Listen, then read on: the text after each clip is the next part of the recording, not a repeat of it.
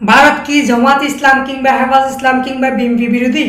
বাংলাদেশকে ভারত এতটা কেন ভয় পাচ্ছে এবং কারণগুলো কি কি সবগুলো আমরা একে একে জেনে নিই। নাহমাদুহু ওয়া নুসাল্লি আলা রাসূলিল কারীম, আম্মা বাদ, আউযু বিল্লাহি মিনাশ শাইতানির রাজীম, বিসমিল্লাহির রহমানির রহিম। প্রিয় দেশ এবং দেশের বাইরে যে সকল বাংলাদেশি ভাই বোনেরা আছেন সবাইকে আসসালামু আলাইকুম ওয়া রাহমাতুল্লাহি ওয়া বারাকাতুহু। আজকে আমরা দুইটা বিষয় নিয়ে কথা বলবো। একটা হচ্ছে ভারত কি জামাত ইসলাম, হেফাজ ইসলাম কিংবা শুধুমাত্র বিএনপি বিরোধী না অন্য কিছু, আমরা একটা ভিডিও দেখি, চলেন। ইসলামটা কে খায় না মাথা দেয় না ফুটবল খেলে কি আমি ওটাই জানতে পারলাম না। ইসলামটা কি? ইসলামকে জিজ্ঞাসা করছি ইসলামটা কি তোমরাই বলো। তারপরে রূপ সাজ গোজ দিয়ে একটা ধর্ম যেটা মানুষের দ্বারা সৃষ্টি আবার মানুষকেই শেষ করছে, যার পূর্বপুরুষ হিন্দু। আমরা ইসলাম মুক্ত ভারতবর্ষ করতে চাই। আমাদের আজকে ইসলাম মুক্ত ভারত আমাদের দরকার। ইসলাম মুক্ত না করলে আমাদের মা বোনদের বাঁচানো যাবে না, সনাতনী ভাই বোনদের বাঁচানো যাবে না, মঠ মন্দির বাঁচানো যাবে না, দেবতার পুজো করতে পারবো না। আর এ তো সামান্য ব্যাপার। সত্য তেতা দাপরে শয়তান বিনাশ হয়েছে, কলিতে বিনাশ হবে। কলিতে কারা বিনাশ করবে? সাধু সন্ত। সাধু সন্ত বিনাশ করবে। বিনাশকারী সামনে চলে এসছে, ওদের সময় হয়ে এসছে। মমতা ব্যানার্জি হুঁশিয়ার। গোটা ভারতবর্ষে কয়েক কোটি নাগা সন্ন্যাসী আছে, যেটা আমরা মুঘলের সঙ্গে লড়াই করেছিলাম। এখন ভিডিওটা দেখার পরে যা বুঝতে পারলাম, এরা হচ্ছে টোটালি ইসলাম বিরোধী, কোনো জনগোষ্ঠী বিরোধী না। অতএব এরা যদি বাংলাদেশের মধ্যে এই ভারতীয় আগ্রাসনকে প্রতিষ্ঠিত করতে পারে তখন দেখা যাবে যে পুরা ইসলামকে ধ্বংস করে দিবে। বাংলাদেশ কিংবা ভারতে কোনো ইসলাম বলতে থাকতে দেবে না। প্রথম কথা, যারা যারা নাকি বাংলাদেশের মধ্যে মুসলিম ভাই বেরাদার আছেন, ইসলাম প্রিয় ভাই বেরাদার আছেন, আপনারা আওয়ামী লীগকে সাপোর্ট করতেছেন কিংবা ভারতকে সাপোর্ট করতেছেন, আপনাদেরকে মাথার মগজের মধ্যে ঢুকাই দেওয়ার জন্য এই ভিডিওটা বানানো। সেই জন্য বাংলাদেশি ভাই বেরাদার আর যারা নাকি ভালো মন মানসিকতার মানুষগুলো আছেন, আপনারা সবাই ভিডিওটা শেয়ার করে সবার কাছে ছড়িয়ে দেবেন। আর মতামত করার জন্য আমার এখানে কমেন্ট বক্স আছে, আপনারা কমেন্ট করে যাইতে পারবেন। এরপরে আমরা দেখে আসি বাংলাদেশকে কেন এত ভারত ভয় পাচ্ছে। সেটা ভয় পাচ্ছে কিনা সেটা প্রমাণ সহকারে দিয়ে দেব। তারা মুখেও যদি স্বীকার করতেছে না, এরপরেও যদি ওরা অস্বীকার করে কিছু যায় আসে না, কিন্তু রিয়েলিটি যেটা হচ্ছে সেটা বাংলাদেশকে এখন ভারত এক নাম্বার হুমকি মনে করতেছে। ওরা বাংলাদেশকে কেন ভারত এত ভয় পাচ্ছে কারণগুলো দেখে আসি এক এক করে, চলেন। আপনারা স্ক্রিনে লক্ষ্য করবেন। বাংলাদেশের অভ্যন্তরীণ নিরাপত্তাকে আরও শক্তিশালী করতে অত্যাধুনিক হেলিকপ্টার পাঠাচ্ছে ভ্লাদিমির পুতিনের দেশ রাশিয়া। পুলিশের জন্য আসছে রাশিয়ার তৈরি অত্যাধুনিক প্রযুক্তির MI-171A2 হেলিকপ্টার। এখন এই দুইটা রাশিয়া থেকে হেলিকপ্টার আসতেছে, এই দুইটার কার্যকারিতা দেখি আমরা। এর বিশেষত্বই হচ্ছে বহুমুখী কাজে ব্যবহার করা যাবে হেলিকপ্টারটি। রাশিয়ার রাষ্ট্রায়ত্ত প্রতিরক্ষা প্রতিষ্ঠান রোস্টেকের অন্তর্ভুক্ত রাশিয়ান হেলিকপ্টার্স কোম্পানির তৈরি অ্যাডভান্সড মডেলের MI-171 সিরিজের দুটি হেলিকপ্টার হাতে পাচ্ছে বাংলাদেশ। এরই মধ্যে সেগুলো পাঠানোর প্রক্রিয়া শুরু করেছে মস্কো। শক্তিশালী ও অত্যাধুনিক প্রযুক্তির এসব হেলিকপ্টার পাওয়ার মাধ্যমে নিজেদের প্রতিরক্ষায় আরও এক ধাপ এগিয়ে যাবে ঢাকা। শুধুমাত্র এটাই নয়, আরো আছে, আরো দেখেন।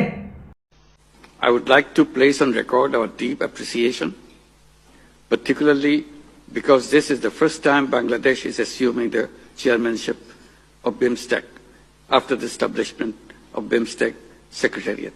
আপনারা দেখলেন ডক্টর ইউনূস স্যারের বক্তব্য। আপনারা যারা নাকি বাংলাদেশের মধ্যে এখন ডক্টর ইউনূস স্যারের সমালোচনা করতেছেন না, আপনাদের নিজের বিবেককে কাটিয়ে রাখেন। হ্যাঁ, আপনাদের কি তার কোনো জুতা মুছার যোগ্যতা আছে কিনা ডক্টর ইউনূস স্যারের? ডক্টর ইউনূস স্যার কত বড় যে বাংলাদেশের জন্য একটা সম্পদ ছিল সেটা পুরা বিশ্বে চিনতে পেরেছে, কিন্তু আমরা বাংলাদেশি জাতিরা হচ্ছে চিনতে পারি না, কারণ আমরা অমূর্খ হিসাবে বানিয়ে রেখেছিল আমাদেরকে সেই শেখ মুজিবের আমল থেকেই। ভারত কখনো আমাদের সন্তানরা শিক্ষিত হোক সেটা চায় না, সেই ক্ষেত্রে হচ্ছে অশিক্ষিত বানিয়ে রাখছে। ওদের কিছু গল্প নিজেদের বানানো কাহিনী দিয়ে পুরা স্কুলের মধ্যে বইরা দিছে। এর লেগে হচ্ছে আমাদের এই জাতিগুলা কোনো ভালো জিনিস গ্রহণ করতে শিখে নাই, যেটা গুজব সেটা গ্রহণ করতে শিখতেছে। তার উদাহরণ দেখবেন, এই যে একটা ছবি দেখেন রাসেল, এই ছেলেরা সবাই মিলে হচ্ছে গ্রহণ করছে, কারণ অশিক্ষিত। সে একজন অশিক্ষিত, কোনো মানে ল্যাঙ্গুয়েজ কোনো একটা ভালো উচ্চারণ করতে পারে না। এরপরে হচ্ছে ওকে গ্রহণ করছে, কারণ আমাদের বাংলাদেশি ভাই বোনেরা যারা আছি শুনতেও কথাগুলো খারাপ লাগতেছে, কিন্তু আমি যে কথাগুলো বলতেছি এই কথাগুলো 100% সত্যি কথা। দেখেন আপনাদের সাপোর্ট করার কারণে এর ছবিটা দেখেন কীরকম একটা বেশ নিছে, দেখেন হিজড়াগো মতো বেশ নিছে, কানের মধ্যে দুল লাগাইছে, তারপরে হচ্ছে এর একটা স্টাইল, মুখের মধ্যে কীরকম একটা স্টাইল, এটা কীরকম অদ্ভুত স্টাইল নিছে। তা আমাদের বাংলাদেশি ভাইবেরা তো সবাইকে এখন সচেতন হইতে হবে, কারণ এখন এই দেশটা হচ্ছে রোল মডেল হিসেবে গণ্য হবে, সেটা আপনারা এই ভাষণের মধ্যে দেখতে পাইতেছেন। ঠিক আছে, ডক্টর ইউনূস স্যার বিএমএসটিকে চেয়ারম্যান 2 বছর পালন করবে, আপনারা ভাবতে পারেন এটা হচ্ছে সর্বপ্রথম বাংলাদেশের জন্য সুযোগ। এই বিএমএসটেক মানে বুঝেন আপনারা, বাংলাদেশের মধ্যে যত জলবায়ু রাস্তা আছে সবগুলোর চেয়ারম্যানই দায়িত্ব পালন করবে। এইমাত্র হচ্ছে ইন্ডিয়া টনক লড়ছে, আর না হয়তো হয়তো 24-এর পরে যতবার আমন্ত্রণ জানানো হয়েছে মোদি কিন্তু সাড়া দেয় নাই। মোদি মনে হয় আপনাদেরকে এমনি এমনি সাড়া দিছে।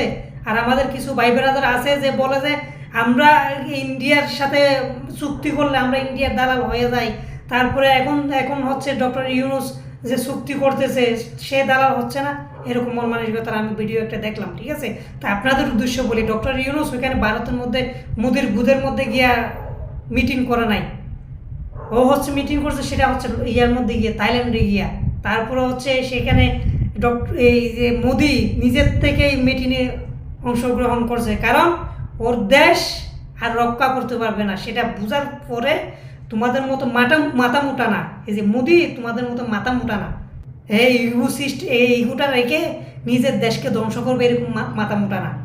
যদি এই চেয়ারম্যানের দায়িত্ব 2 বছর যদি পালন করে, আপনারা দেখতে বুঝতে পারতেছেন ইন্ডিয়া কোনো সাগরের পথ ওরা হচ্ছে ব্যবহার করতে পারবে না। ঠিক আছে, সেই জন্য গেছে মোদি, এমনি এমনি যায় নাই। তো সবাইকে বলবো আপনারা দেশপ্রেম হন, দেশকে ভালোবাসেন, দেশের উন্নতি যাকে যে করে তাকে আপনারা গ্রহণ করেন। ঠিক আছে, সমালোচনা করার জন্য যে সমালোচনা করবেন তা তো না, সমালোচনা করার জন্য যদি সমালোচনা করেন তাহলে আপনি কখনো দেশপ্রেমিক হইতে পারেন না। আপনাকে দেশের মাটি, দেশের মা, দেশের বাপ জন্ম দিয়ে কলঙ্কিত করছে। এখন বাংলাদেশি ভাইবেরা তো যারা আছেন সবাই একতাবদ্ধ হন, নিজে ভালো থাকেন, আপনার পাশে যে আছে আপনার বাড়ির পাশে ওই প্রতিবেশীকে ভালো রাখেন। আপনি এক দেশ পার হইয়া ওই ইন্ডিয়াকে প্রতিবেশী বানাইতে যাইয়েন না, ভারতকে প্রতিবেশী বানাইতে যাইয়েন না। আমি ব্যক্তিগতভাবে যদি বাংলাদেশ স্বাধীন হওয়ার পর থেকে আমি যদি নেতা মানি, 1 নম্বরের নেতা মানে হচ্ছে মৌলানা আব্দুল হামিদ খান বাসানী, 2 নম্বর হচ্ছে শহীদ প্রেসিডেন্ট জিয়াউর রহমান, 3 নম্বর হচ্ছে ডক্টর ইউনূস, যারা বাংলাদেশের জন্য আত্মত্যাগ করেছে, জীবনের কিছুটা সময় হলেও আত্মত্যাগ করেছে। সবাই ভালো থাকবেন। আসসালামু আলাইকুম ওয়া রাহমাতুল্লাহি ওয়া বারাকাতুহু।